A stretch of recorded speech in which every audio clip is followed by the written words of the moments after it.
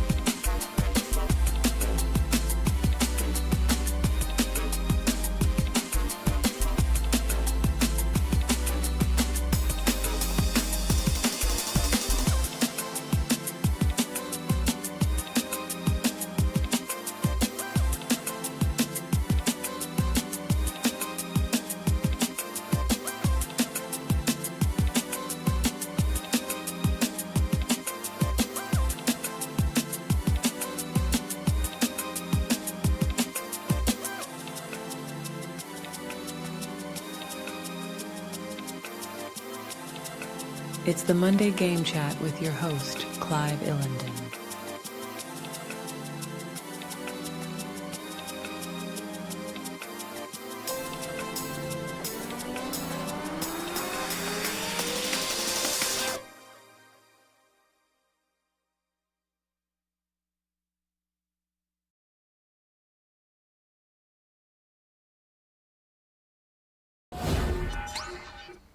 Oh my gosh, Grand Theft Auto 6 could be announced any time this week. Could be announced like while I'm on air. That would be cool. I doubt it.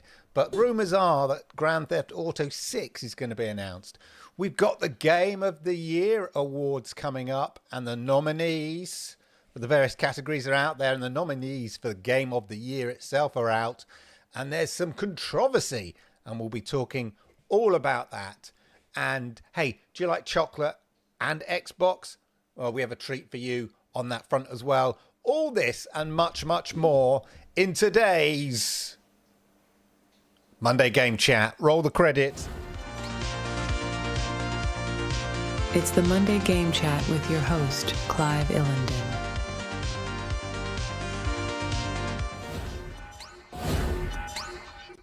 Yokoso, yokoso, yokoso.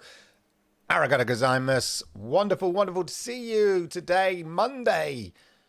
He looks at the calendar, 13th of November. I hope you're good. I hope you are well.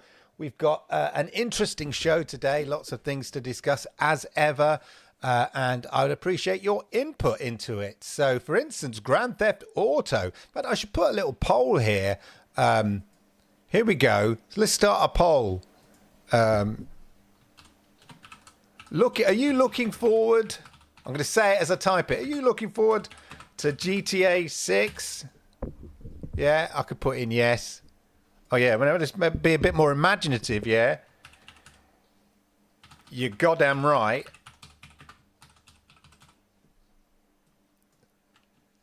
Nah, not my cup of tea. Right? Start the poll. Let me know. A poll has started there. Let me know what you think. Grand Theft Auto 6. I mean, sure, this I just cannot fathom. It's almost astronomical how big this game's going to be. Not in terms of size, although I'm sure it will be, but in terms of sales, ladies and gentlemen. Absolutely going to crush it. You consider that Grand Theft Auto 5 still consistently is in like the top 10, top 20 PC sales every single week. You know, and they've not really, I mean, obviously they add a bit of DLC and sort of extra content here and there, but man, oh man, unbelievable. I seem to have frozen in my picture. I hope I haven't frozen for you. Anyway, let's see who's in the house while we're here. Hello there. Long time no see. Indeed. Good to see you. Jag, yeah? And Balls for Life is in the house. Hey, man, what's up? I'll tell you what's up. We've got lots of exciting news. Why don't we dive into that news? Let me know if the stream is faulty, and I will go upstairs and have strong words with anybody who might be streaming something else while I'm doing this show. It could be other things. Anyway, there you go. Let's have a look. Shall we just dive in? So I talked about... let's just dive in some frothy stuff at first, ladies and gentlemen. Why not? Remember, of course, hit the likes. 10 people watching. Hit the likes. I like it. YouTube likes it. And it helps people like you find content like this. Right, ladies and gentlemen. Chocolate. Some sort of weird link up. There's not a Wonka game, is there? Not a Willy Wonka game. But no, it's just some promotion. Look at that. Ooh, a chocolate controller. Now, yes, obviously it would melt in your hand, but you know what? I would have that. I'd eat that. Chocolate controller. Not for sale, unfortunately. But there is a competition going on, and you can win this Wonka-styled Xbox X, Series X. Xbox Ultimate Platform for gamers to power, blah, blah, blah. Here we go.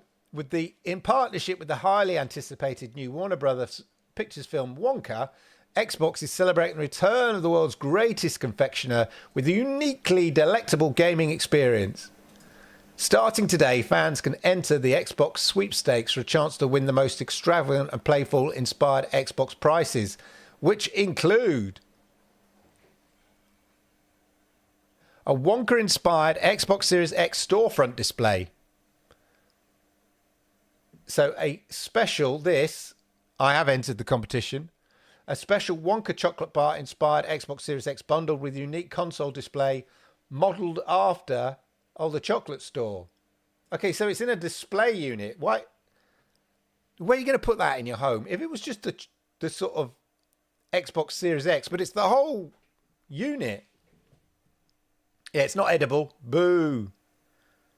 A beautiful box of surprise edible... containing the first ever official edible Xbox controller made 100% pure chocolate. Yes, please. And limited edition prizes. So you just got to follow Xbox on X and retweet and all that kind of stuff. If you're interested, you can find it. It's on Twitter and all of that. But yes, I love chocolate. I love Xbox. Yum, yum. Nom, nom. I'm in. As ever, ladies and gentlemen, exciting news. Before we get into the big news, of course, we always have to discuss what games we've been playing, ladies and gentlemen. Well, obviously, I've been playing Alan Wake 2, but I've also gone back to Starfield, and I'm well and truly into the Crimson Pirate story. It takes a while to get to the Crimson Pirates. I mean a while. I've done the Constellation thing. There's a planet I need to go to, but it's too far away. I don't have the ship capability yet. So anyway, I'm on a pirate trip, well into it. And I tell you, that whole pirate thing, the Crimson Pirates, a lot of fun. A lot of fun. Very involving, but a lot of fun. So I've been playing that. I was playing it just before. That wasn't what I was doing just before. But just before what I was doing just before, I was playing Starfield and loving it. But, ladies and gentlemen, I have bought a new gaming device for my son. Look. Meta Quest 3. And oh my goodness. I tell you what, I am not a fan of VR. Partly because, I've had bad experiences with VR before, the whole Google Cardboard and all that kind of stuff I went through. Yay, Neil McDonald just subscribed. Shout out to Neil McDonald. Well done, sir. Salute you. Yeah, bad experiences with VR in the past. Plus, I wear glasses. It never sort of seems to be in focus. The glasses are uncomfortable. And then I took my son on that VR trip where we went to like a VR shop place, and you could do racing, like, Formula One racing with strapped into a racing seat with VR on. And I felt so sick. I literally had to switch all the motion stuff off and just sort of trickle around like an old man in a Robin Reliant whilst my son was having I had to lie down for ages. Unbelievable. So bad experience with VR. Not really interested in the Oculus Quest, the whole story. Not interested in the Pico, all of that. But my son had played MetaQuest 2 that his friend had and was asking it for me for his birthday. So I said, in the end, okay. Curiosity got the better of me. I put it on, and oh my gosh, VR, a multi sort of, and mixed media has come on. It has come on leaps and bounds. The first thing, the clarity, these are like, the lenses in here, the equivalent of like 2K, and the color and everything is pin sharp. And that really helps with VR. You want it to be pin sharp and focused. And when I first put it on, it was like I was standing in a cinema, literally standing there, and there in front of me, absolutely fixed in place, solid as a rock, a massive, massive screen. This is just the sort of the display screen, and then the information screen sort of pops up to one side and it's locked in place. You look over there, it's solid. So you're not getting any kind of queasy feelings or anything like that. And then there's a little game called First Encounter, and it's a mixed reality game. There's a little demo for it. And I tell you what, it blew me away because the thing has a pass-through camera, so you can see your room. You can see where you're standing, yeah? The pass-through color camera basically feeds into the lenses what you're looking at. I could type on my phone in front of me with it on. I could type on my phone, like in real life. I could see my phone and type. Unbelievable. But anyway, there's a game called First Contact, which really demonstrates the brilliance of the mixed reality on it, because you see your room, right? You can see the place you're standing in. You've scanned it, so it's in the system. You see your room, and then all of a sudden, a little mini space flying saucer, like a cartoon flying saucer, breaks through your ceiling. The bits of the ceiling fall onto the floor in front of you, and there's this sort of a cartoon hole, and then this little blue flying saucer comes through the ceiling, hovers in front of you, right? And then these two sort of cartoon ray guns. It's like you're in Who Framed Roger Rabbit. These kind of sort of ray guns in front of you, and you grab them, and when you grab them, they are solid in your hands. You've got your controllers, but the virtual reality, or the mixed reality in this case, cartoon guns, feel real. And then these little fuzzballs start breaking through your walls, and your walls crack, like in a sort of cartoon crack. And through the walls, this is your physical walls that you're looking at, except it's got a big cartoon crack in it.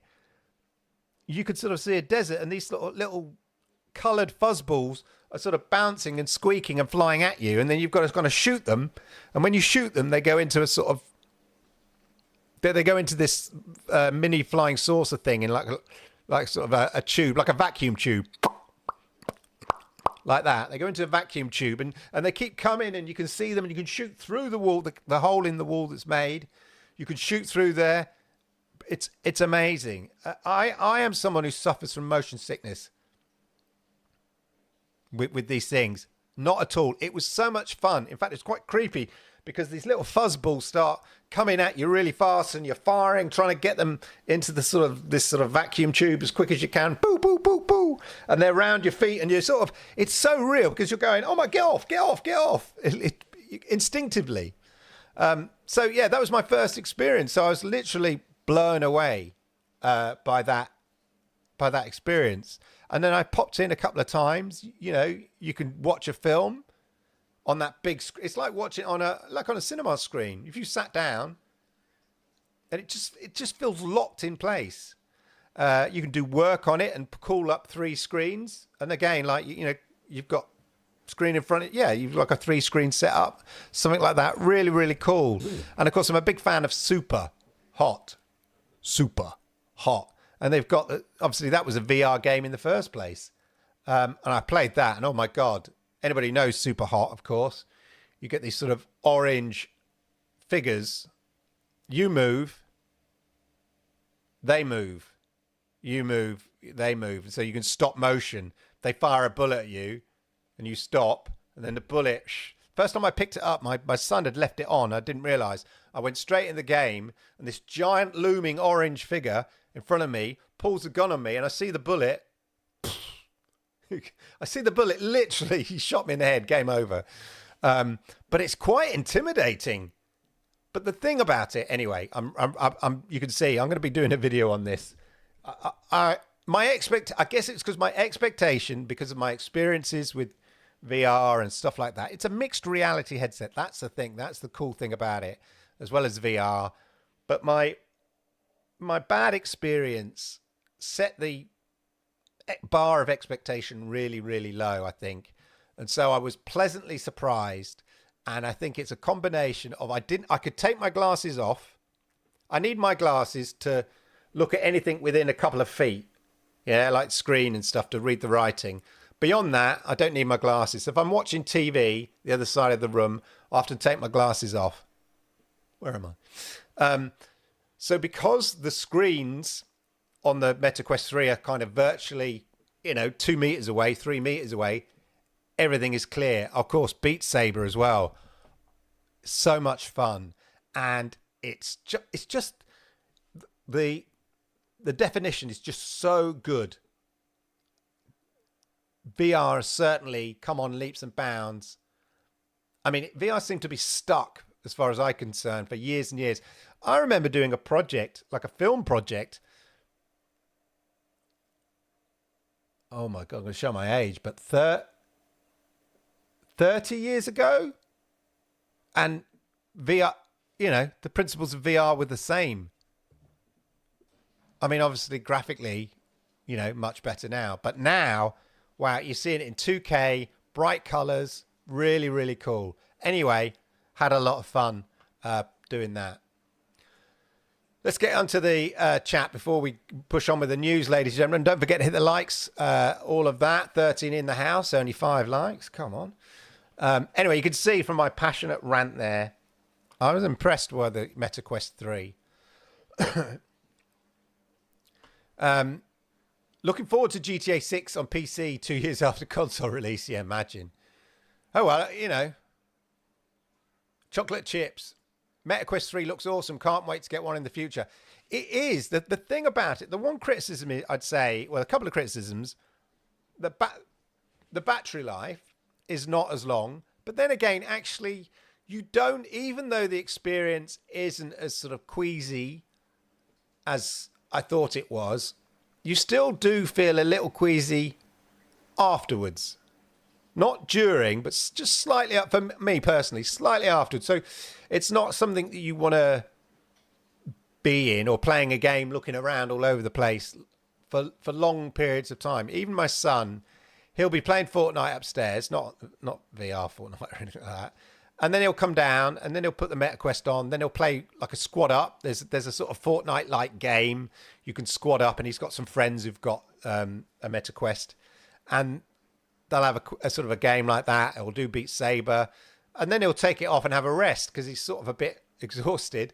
And then he'll go back upstairs and play a bit of console. So, yeah, it's not something you necessarily want to sort of be living in. It's not Ready Player One quite yet. And so maybe the battery life is the fact that the battery life isn't that long is a good thing. I don't know. But there's a lot going on. The pass-through camera, the high-definition screens, everything like it's 2K, as I said. So that's, yeah, I'd say that's one thing. And the other thing is the price. It's $479. It's a PlayStation 5. That's what we're talking. Now, the thing about, I was thinking about it, and this has a knock-on effect with the games and stuff. With the PlayStation 5, you buy, yourself a PlayStation 5 or an Xbox Series X, but, PlayStation 5 or whatever it is, that like loads of your mates are going to probably have a PlayStation 5, yeah? And hence there's loads and loads of games, loads of sort of social, you can hook up with your mates, play online with your mates, or even cross-play if on Xbox and stuff like that, right? You've got that. The thing about this, you're spending this money. Are there enough games that really showcase? There's plenty of PC VR games, but this is so much more. You're not really utilizing all the benefits of this if you're just going to play plain PC VR games. So it is a considered purchase. Like some people say, in some families and households, you go, right, there's your console. That's your big purchase. You're not getting anything more. So yeah, nearly 500 quid, 479 quid. So it's a considered purchase, I have to say that. But I've had a lot of fun with it, and I think my son is having a lot of fun with it. I'm just curious what other games are coming out that really utilize it, and is there the market to create games specifically for the Meta Quest 3 or for those mixed reality? Hopefully with the Apple Vision, which is even more ridiculous, $3,000, crazy. But hopefully developers will develop more mixed reality games, because that's where it comes in. That little cartoon sort of alien game was hilarious. Absolutely hilarious. So there we are. That's the Meta Quest 3 anyway. VR causes motion sickness when there's significant delay. Yeah, that's what it is. But I think this is caught up. The thing just felt, the screen in front of me just felt so in focus and locked. Yeah. And maybe it's the FPS and all of that. I don't know. You can increase the FPS. There's a sort of a beta mode or sort of that you can change. You lose a bit of the clarity, I think. So it's a choice. Do you want that sort of 2K imagery at 60 frames per second, or you can sort of move up to like 120 frames per second. But there we go. Yoshida's in the house. See you later. That part is it is useful for safety, because there's a little button you can press. You tell it its boundaries. And the way you do that is really cool. The way the graphics work and everything is really cool. You basically put it on, and then you look around, and a sort of a matrix forms all over your objects in your house, in your house that you're looking, or your room. Yeah. And it's working out the boundary, but it just doesn't like work out the boundary and go, there's your boundary. It does it graphically. So it looks really nice. Like these sort of, what's the word? Polygons. Yeah. It sort of covers your walls in polygons, like in a kind of matrix polygon thing. And then it goes, okay, here are your boundaries. Is that right? And then you can use your little controllers to adjust the boundaries to the room. And then you're set. And then you sort of know you're going to be playing Beat Saber, whatever. It's so cool. And you're good. It is pretty cool.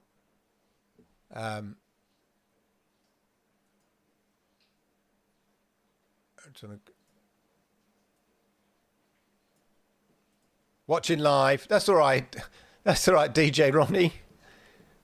You can watch live. Jerome is in the house. Good to see you, Jerome. Al Davis.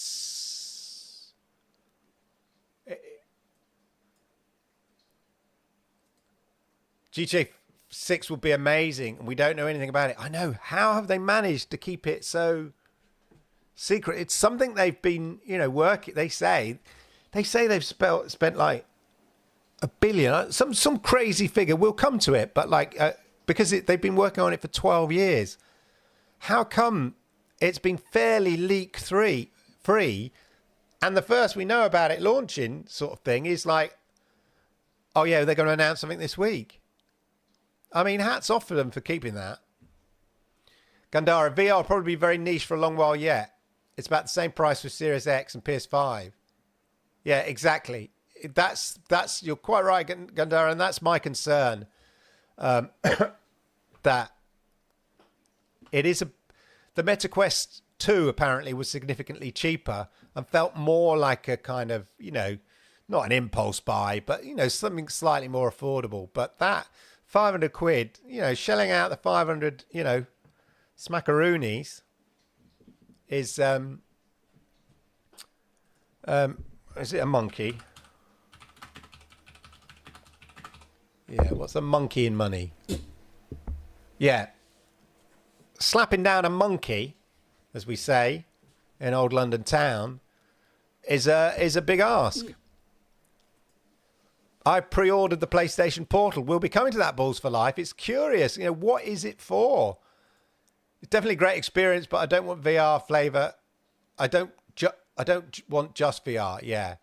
And that's the thing. It's the mixed reality I think is really cool. I want to rent a Quest 3 to see if I like it. Yeah, that's the thing. I was umming and ahhing about it because I just thought, what's the sort of feeling out there? I read a few reviews and it seemed pretty positive other than the price and the battery maybe. And is there, with any sort of new console type thing, is there enough games and stuff and apps behind it? But, Now, that is, of course, Internet of Gaming, absolutely. And that will be interesting. Because you can effectively play, because the screen quality is so good, you can effectively play something like Starfield in 2K on a massive, sort of mid-sized cinema screen. Certainly bigger than the telly you've got in your house. Yeah, significantly bigger. So you could sit down, and it's not too uncomfortable on the head. I mean, I haven't sat with it for, longer than, 25 minutes, but it's not uncomfortable on the head. You could sit down there and then you can play, Starfield in the cloud. The only thing that's going to let you down is the fact that, it's xCloud. But that's going to be really cool though, to be able to play games on it. It'll be interesting to see. I will when it comes out, I'll probably do a little video about it and all of that. I just got a midstream advert, Clive. Yay! Well, that's working then. I'm curious what these midstream adverts are like. Hey, Suarez, good to see you. Yeah, things are back. We have a little break and holidays and colds and stuff like that, but we're back, and it's good to see you, sir. Good to see you. Right, back to the news after all of that, ladies and gentlemen. So we've done chocolate.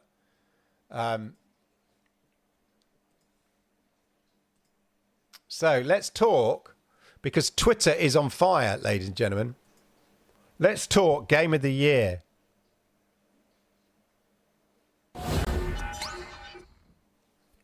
So here are the Game of the Year nominees. Let me know what you think, ladies and gentlemen, on these. You'll see, I don't know if you can see down here, Game Trending, Xbox Tax, and Starfield. These two trending things are related. Anyway, the Game Awards 2023, the nominees are Alan Wake 2. Yeah, absolutely. I'm so impressed with this game in terms of the graphically. They haven't just, I think I said last week or whatever, they haven't just achieved it, a wonderful looking game graphically, but that really enhances the performances, the animation capture, all of that. The storytelling just comes together so well. Scares the bejesus out of me in some places. My son came down and I was playing it and they had one of those jump cuts and he was like, ah! So Alan Wake 2, yeah. Baldur's Gate, I can see that because I know, that there's so much to that game and it's not, I wouldn't say it's my cup of tea, but I recognise a good game when I see it, and I have dabbled in it. But I say it's not my cup of tea. The same with Spider-Man 2. I know they're raging about that. Now, the controversial one, I would say, here is Resident Evil 4, because how can that really be? This is the question. How can that be Resident Evil 4 Game of the Year 2023? Because it's a remake. So, I don't know. Super Mario Bros. Wonder, not played it. And Legend of Zelda Tears of Kingdom, very rarely you can have a dud Zelda.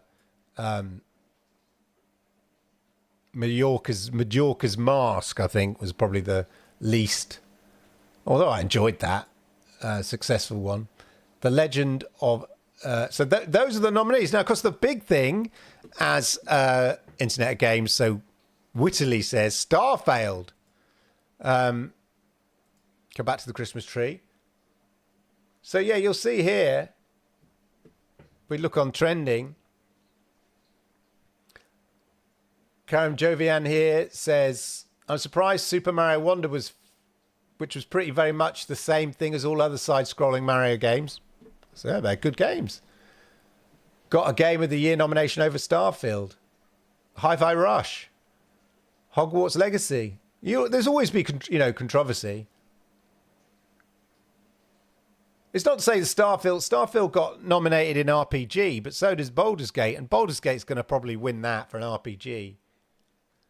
Yeah, look, best RPG games: Baldur's Gate 3, Final Fantasy 16, Lies of P, Sea of Stars, and Starfield.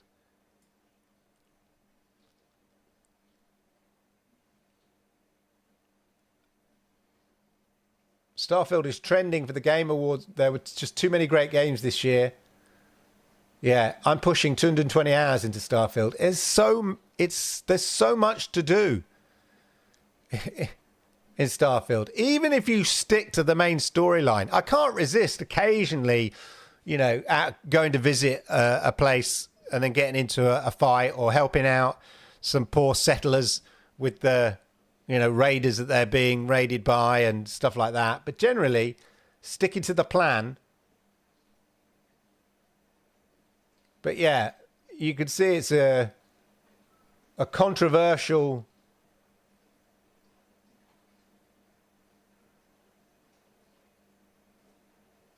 Xbox curator not happy about that. Some harsh language.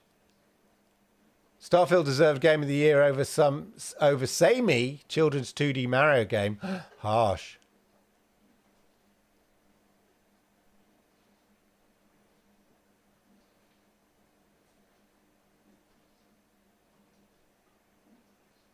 Yeah. Anyway.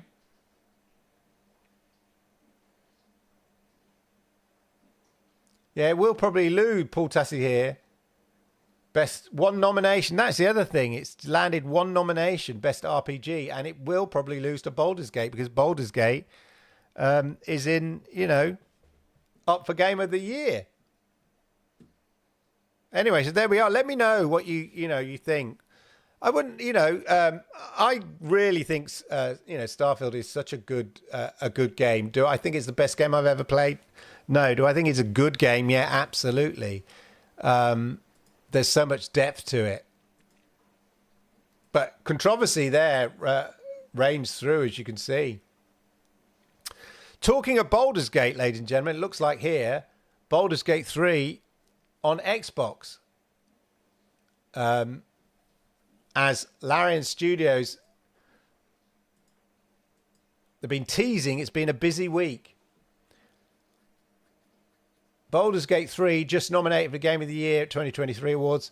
Is Xbox fans and fans of physical media watch this space for a formal announcement. Baldur's Gate 3 is coming to Xbox this year. So that basically, it's got to be before Christmas then, hasn't it? So maybe by Thanksgiving. And it sounds like a release date is coming this week. So Baldur's Gate 3 finally coming to the Xbox, ladies and gentlemen. For those I'm curious how to play on the console. I must admit, I Did I play? I did play with the controller on the PC version. Again, it's not my cup of tea, but it is. I can see it's great. That's not to say it's not a great game. You know, from what I've seen of it and what I've played of it, it's a really good game. It's not my cup of tea. Let's go the other way. Let's go retro now, ladies and gentlemen. Antstream is losing some games because of a Warner Brothers partnership ends. Xbox Antstream Arcade loses 27 games. It's got over 1,600 or something like that. 1,300 games. Oh, they announced the farewell. Head of the studio there saying, yeah. So basically, the team had sad news to share this weekend as Warner Brothers was announced to be leaving Antstream, at least for the time being. As a result, 27 titles have departed the cloud streaming service over the past few hours, including Mortal Kombat, the original Mortal Kombat, Smash TV, and Rampage. They couldn't come to terms on a new deal. Somebody's a bit greedy. After 3 great years with Warner Brothers and the Midway Collection, that's what really kind of fills out the old retro side of it, we decided it was time to bring some fresh content to our players. This tough decision enables us to increase our catalogue by hundreds more titles by bringing the maximum possible value to our week. So basically they're saying Warner Brothers is charging too much when they could just get loads of more other games with another IP holder. Antstream has promised a new Namco collection. See, I'd be more interested in that for the Xbox. This is related to the Xbox version by the sounds of things. But yeah, Antstream Arcade losing some, you know, big titles. Mortal Kombat, Gauntlet, Defender. No, not Defender. Wizard of War and Spy Hunter. Smash TV. Oh my God, there's some good games in there. You know, for the retro lot. Anyway, farewell. Now, interesting here. Google offered to pay. This is Google Play, not Google Stadia, sadly. $147 million to get Fortnite on the Play Store. Obviously, Epic Games has got a big beef about Google and Apple and what they charge and stuff, taking a cut of the in-app purchases. But things could have been very different if Epic Games had accepted a deal offered by Google, which would have paid $147 million just to get the game on Play Store. Now, bearing in mind that, you know, it makes nearly 48 billion. This is Google Play Store, makes nearly $48 billion a year. It's small fry. Fortnite launched to Android in 2018 by direct install as well as through Samsung's Galaxy App Store. And it was an immediate hit. But had loads of issues because you had to sideload it. Google offered Epic Games a deal to get Fortnite in the Play Store rather than you having to sideload it, which is a bit of a nightmare and can, you know, and some phones, you know, does your warranty in and all that kind of stuff. Much easier to just go to your Google Play Store and then download Fortnite, off you go. The deal was revealed this week during the ongoing Google versus Epic Games trial. Google's VP of Play Partnerships, Purnima Kochikar, confirmed that the deal was approved by Google, but Epic Games never accepted it. $147 million payout would have been delivered incrementally over the course of 3 years. Oh, well, that's all right. It's over only $50 million. Well, if you put it in that context, $50 million a year.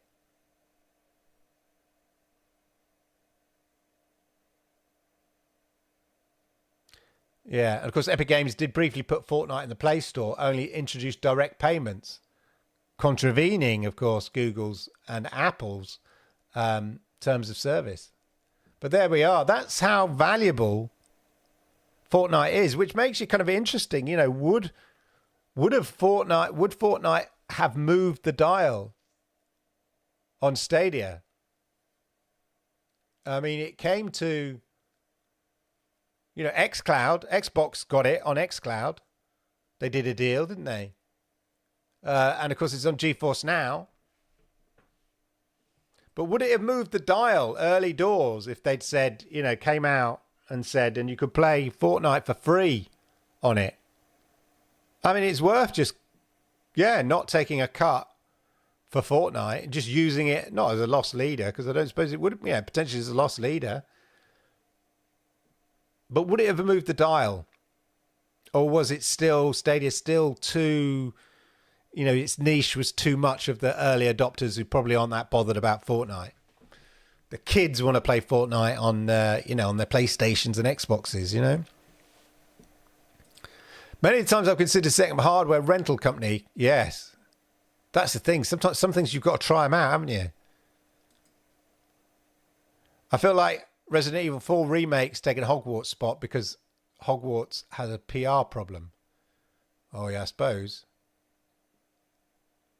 Can't trust a lot of people to look after hardware if they're renting it. That's you have to pay a big deposit, wouldn't you?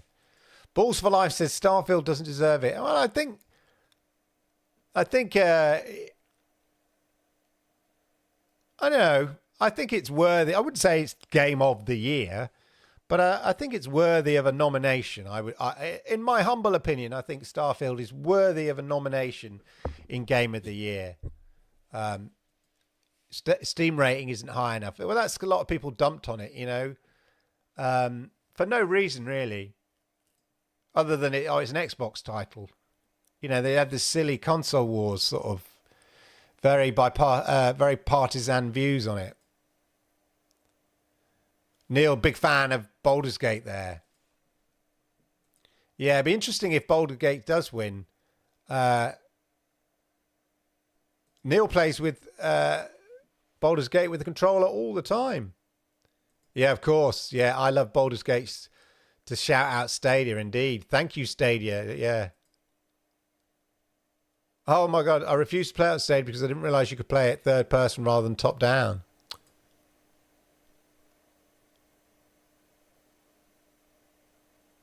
Yeah, Warner Bros. Are doing things to me, things. Yeah, I bet the 800 folks laid off at Epic, well, they would have taken that money then, and they'd still be in this position where they're laying people off. That's the nature of layoffs, isn't it? Anyway, that's just thought it was an interesting story I thought I'd share with you, ladies and gentlemen. And of course, the big one is this.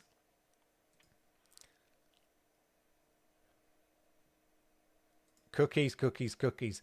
Rockstar plans to announce much anticipated Grand Theft Auto 6. Rockstar plans to release a trailer for the game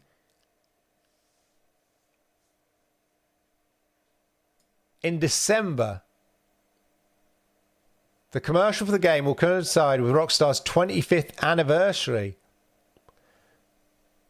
The announcement confirms Bloomberg's news earlier reporting that the game is imminent. Take-Two has guided toward a jump in fiscal 2025 sales, but no release date is scheduled. Yeah, I bet their shares were up. No video game has driven more further from fans and investors than Grand Theft Auto 6. Yeah, and the interesting thing here is Grand Theft Auto 6, I was thinking about it a few days ago, will be an entertainment event, yeah? We know that, video games make more money than the film industry. Some games make more money than big blockbuster films. I remember there was a story about when Halo first came out, selling at like $50 and it instantly sold, 10 million within a weekend or something like that. The biggest entertainment product launch, and other big games have done that. But Grand Theft Auto 6, it's going to sell at what, 70 quid? $70? It will sell in the bucket loads and it will do business bigger than any film. It's an entertainment juggernaut. It's bigger than just the games industry. It's, you know, in terms of the entertainment industry, it will have a seismic effect. There's a lot of money going to be, you know, shared. Look at this.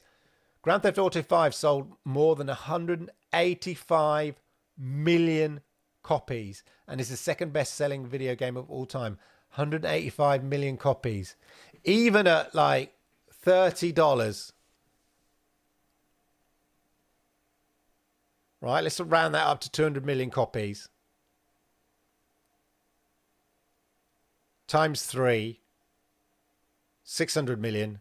Put a naught on the million. Sorry. Put a naught on the end. 6 billion. $6 billion. That, we're talking billions of dollars. And you know that Grand Theft Auto 6 is going to do that kind of money. It's going to be phenomenal. Absolutely phenomenal.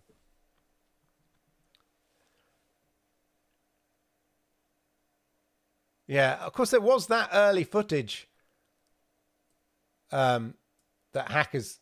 That's but the only leak that we had. The game is set in a fictional version of Miami and features two protagonists, a man and a woman, Bloomberg has reported.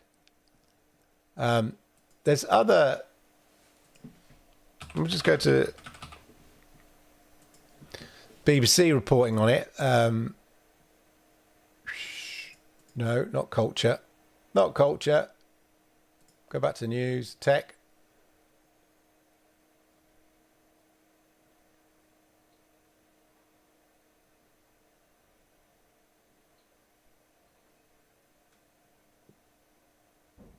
Where was it? I had it earlier.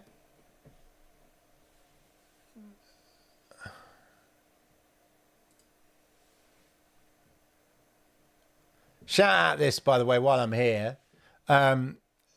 Children in Need did a gaming night.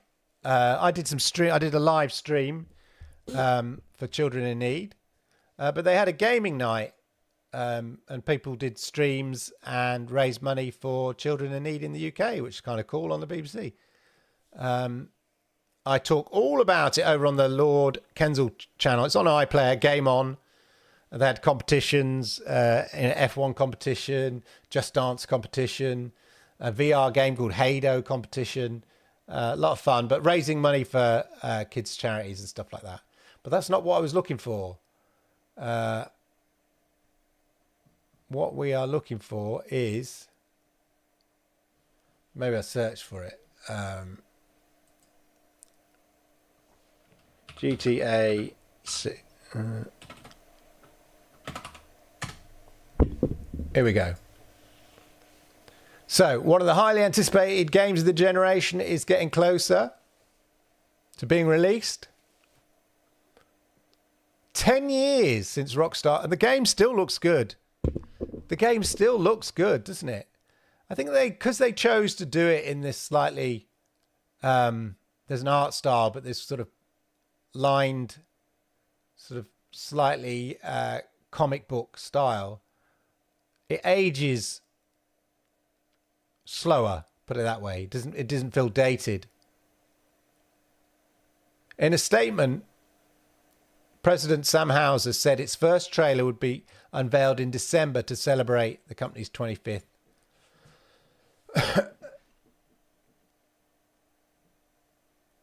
Now, word is... Yeah.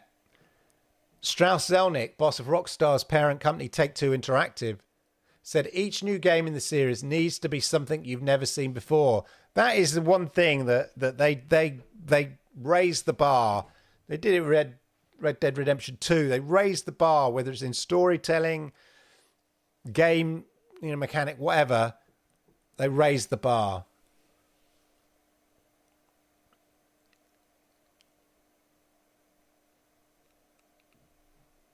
Yeah, so the word on the street is that there will be an announcement. I think Tom from The Verge was talking about there being announcements, sometime this week. Yeah, and then this is Rockstar confirming in the report,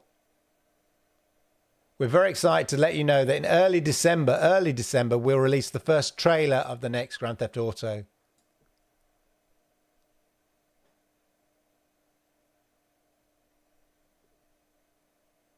Yeah.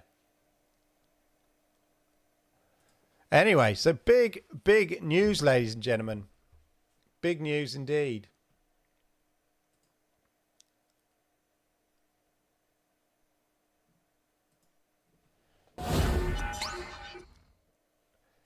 Anyway, I haven't, Neil J saying, I haven't played Grand Theft Auto since the first GTA game. I was reading somewhere about how the first Grand Theft Auto game came around because of a bug. They were creating a different kind of game. I think they were creating a racing game. And then there's a bug occurred, and they quite liked the way the bug kind of worked. I forget what it is, something like that. I'm sure I read it. Maybe one of you guys have read it, the history of it as well, or know about it. But I'm sure it was something like that. It was sort of an accident. They were developing a racing game, I think, and then there was a bug, and it created something. And they thought, "Oh, this is kind of cool," and they went with that. Bit like the creepers in Minecraft, sort of a bug, and then they kept them in. The exploding creepers. The 21st anniversary is the 10th of December. Game Awards is the 8th. Yeah, I think it's too big for the Game Awards, hurting other advertisers. Yeah, and also I almost think the game is so big. Like I said, it's more than a gaming event. It's kind of an entertainment event. I tell you what, it's I read a phrase today I'd never heard. It's a marmalade drop, which basically means like a big news drop. Something like that. Anyway, it was really bizarre. Anyway, so it was in relation to politics. But this is a big moment, a big event. So I think it's bigger than the Game Awards. But yeah, 10th of December, ladies and gentlemen, we'll get a little... Will it just be a teaser? Because word is it's coming out in the first quarter of the 20... What year are we in? 24. So it could be coming out sooner than we think. But then again, if this is our first glimpse, unless they're going to do a sudden drop, normally we get teasers and trailers, a lot of games, like almost a year before it's launched. But maybe they don't have to take that approach. They can just give us a teaser, and then in that teaser go, and it's out for Christmas. It's out on Thanksgiving. Oh no, Thanksgiving would have passed. It's out in February. Something like that. Let's see what the poll is doing. You goddamn right. 81%, yeah. Kel Surprise there, mate. 81% said they'd like it.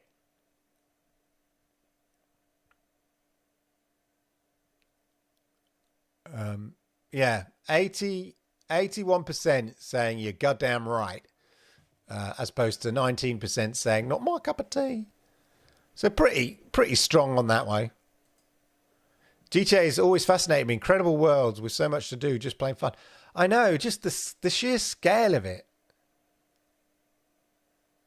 There's so much work that goes into it. And same with Red Dead Redemption. There's so much I remember the credits rolled on Red Dead Redemption. They go on for ages. Because there's so many people required to make a game of that size, of that world. All the dialogue trees, for all the characters, all the character animations. Oh, just so much depth to these games. And a bit like Starfield, I'm wandering around doing a job, and I overhear somebody in Starfield, an NPC in Starfield, and you just go and talk to them, and suddenly you've got another mission. But there's hundreds, if not thousands, of characters you could probably go up to and get some little mini side mission, whether it's just going to, whether it's just giving somebody some scrap metal, or I tell you what, it's when I was playing Starfield, and it happened to me twice. There's the ship that is, they spam you. There's a ship that keeps spamming you with saying, "Oh, we noticed your warranty is up. Your spaceship warranty is up." And at first I thought, "No, I'm not interested, mate." And then I went to another planet and I was spammed again. Oh, yeah. And you think this is like a spam call in space, trying to flog me a warranty I don't need. So of course, inevitably by the second or third time, sorry, mate, you end up just shooting the ship. First time I was polite. I don't like to be too aggressive. Although I was doing a task where I was undercover and I had to go and talk to somebody on this medic ship. And whatever I did, I had to make sure that I didn't kill anyone. Even though I was undercover, I was doing a task for these pirates, but I had to make sure I didn't kill anybody because I'm operating undercover, and that was against the sort of the code. And I was approaching the spaceship, and my finger slipped. Honestly, Gov,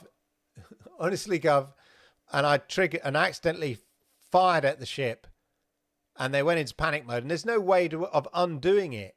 I guess I could have come out and started again. So in the end, I destroyed it. And then when I went back to report that I'd managed to, do this task to my reporting officer, whatever, he gave me a right mouthful. So yeah, make sure you don't accidentally fire a cannon when you're not meant to, because you can't really undo it. And so I got into trouble, and then I did another bad thing, and then when I went back, I got sacked from my undercover job. I reckon 2 strikes and you're out. If I hadn't destroyed that medic ship with all the innocent people on it by mistake, it was an innocent mistake. I did not mean to fire on a hospital ship. Sorry. Anyway, but yeah, so the thing about Starfield is there's just so many characters in that, and so many little side stories and stuff you can do. These things, and that Grand Theft Auto, a bit like Cyberpunk, is going to be on that scale and more some. Yeah, it's going to be even bigger, probably at least as big as Starfield. I mean, not in terms of the size of the actual universe, but you know what I mean, in terms of the expanse of story and characters and stuff like that. It's going to be, and it's going to be absolutely fascinating what they add to the game development world, the game publishing world. What is it they're going to add? What is it that's going to make it stand out and not just be a, rinse and repeat? If you think the sort of money they've made off one game, because of the effort they've put into it, is the sort of money that other companies make by releasing sequels, every 2 years. Hello, Call of Duty, whatever, and rush out sequels. And everybody hates it because it's all rushed, which is what's happening with Modern Warfare 3. People, and apparently only they working on it for 18 months. I mean, the only rinse and repeat games that kind of work like that, where you have a really good engine, are something like, your EA Sports, your FIFA type things, where you might upgrade the graphics and a bit of the algorithms that kind of work it and stuff like that. But fundamentally, you're not having to design new stories and stuff like that. Or maybe introduce a few new characters because you've got new footballers coming online and stuff like that. But a game, you want a sequel to a game, I don't know, to go up a level, not just be rinse and repeat, or at least have if it's a story-based game, have another great story. I like the Lara Croft games, they have different settings. Some familiar mechanics which make you feel at home, but different settings and new things added and stuff like that. So yeah, looking forward to it. Anyway, there you go, ladies and gentlemen. That's the big news, really.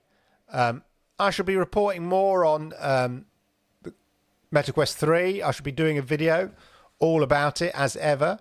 So make sure you look out for that. I'm not sure when I'm doing that, but I'll get round to it when I've written it up, and I've played a few more games on it and stuff like that. If you're interested, you definitely should watch that video when it comes out.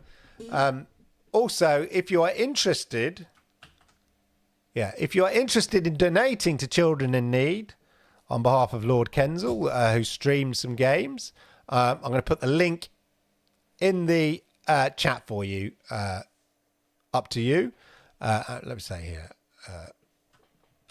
BBC Children in Need game on. Okay. And we'll I'll just put that there. Donate here. There we go. If you feel so inclined to contribute, it'll be much appreciated. It all goes to good causes and to kiddies and stuff less fortunate than us and all of that. And it's a great way to, raise some money. People go for jogs or sit in a bar for baked beans or something. No, I can just sit and play games and raise money that way and feel like I'm contributing somewhat. But anyway, there you go.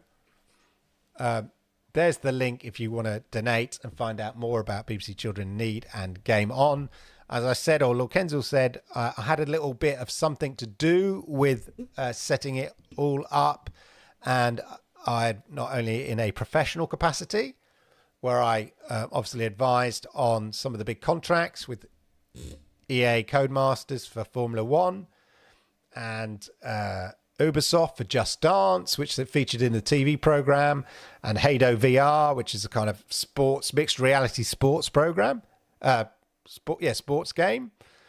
And what else did they do? Oh, Mario Kart as well. So I advised and had input from a professional capacity on all those contracts.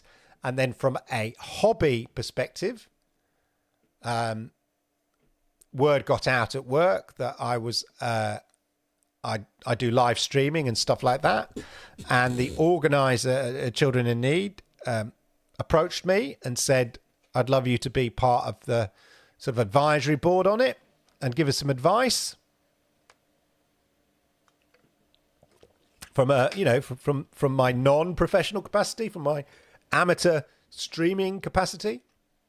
And so I did, and I gave advice on what assets a streamer might want, and they created all these lovely fancy assets and stuff with Pudsey Bear, the Children in Need logo character, and Children in Need graphics and that, and transitions. I said we need some transitions, and the designer knocked them all up, and then really good. And then I recorded myself using them and sent them back to the designer. I said, look, this is your work. And they were like, oh my God, this looks so cool. So a little bit, I feel I had a little bit in the game there, and feel like I contributed to bringing gaming a bit to BBC Children in Need, but also to my day job, which is quite nice when you can mix the two. Anyway, ladies and gentlemen, once again, thank you for joining me. Great show today. I hope you enjoyed it. Why am I saying it's a great show? I like to think it was a good, fun show. I'm up for it today. I'm in the right mood, and it's great to see so many people here today as well. That also ups the mood as well. So have a wonderful, wonderful week. Don't forget the GeForce Now Thursday news this week. I've no idea what's going to be on that. We'll find out. Well, I'll find out in a few days. And why don't we all meet up same time, same place next week? Yeah? Sounds like a plan. Clivey out. Cheers. Thanks for watching the Monday Game Chat with your host, Clive Illenden. Don't forget to hit the likes, subscribe, and consider becoming a member. Hit the join button today.